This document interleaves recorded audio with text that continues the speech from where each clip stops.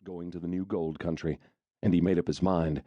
He had only been a boy during the California rush and had never seriously thought about searching for gold himself, but maybe this was what he should be doing.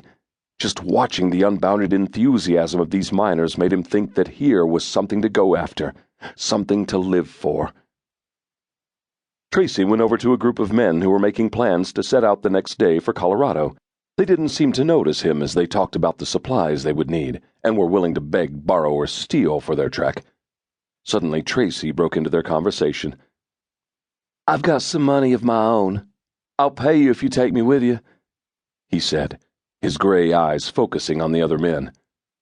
"How much you got?" one of the men asked, now interested in the newcomer.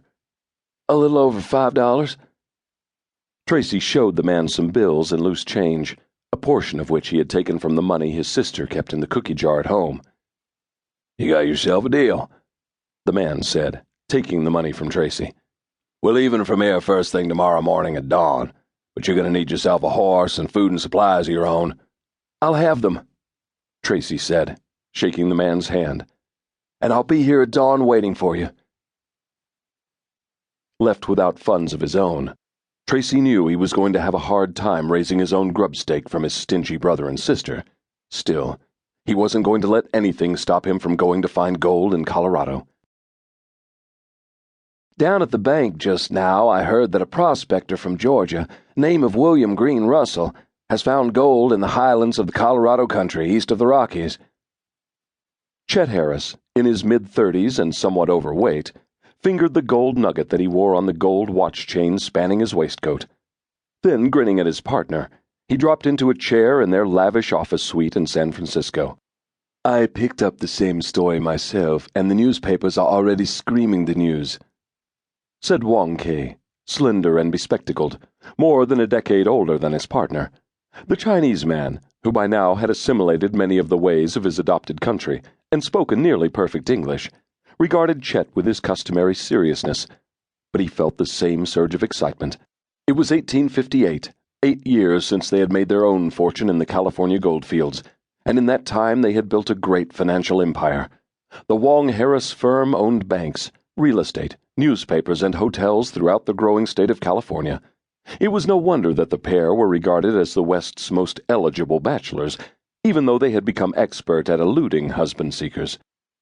Chet pulled himself to his feet, went to the table of polished mahogany that stood near the windows overlooking San Francisco Bay, and picked up the battered tin sifting pan in which they had first found gold.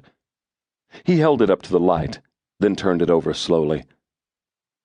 "I wonder if you're thinking what I'm thinking," he said. "No, Chet." Key was emphatic.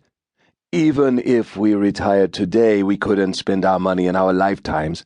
So I'm not going to rush off to Colorado to look for more gold."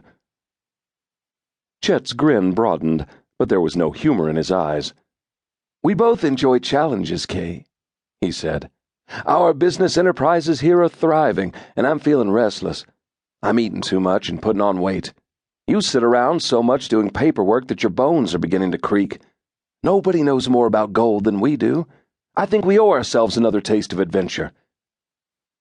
Wang Ke sighed.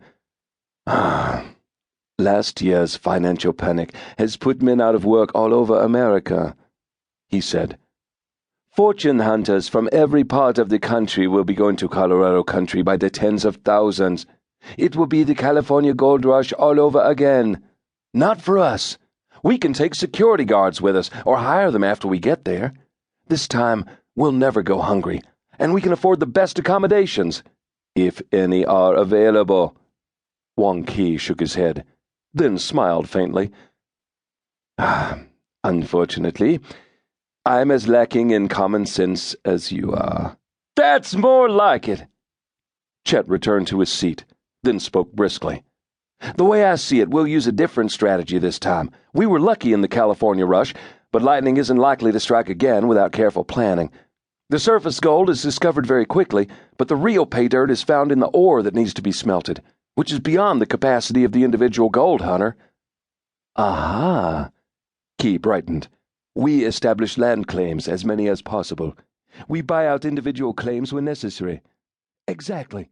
The surface gold is no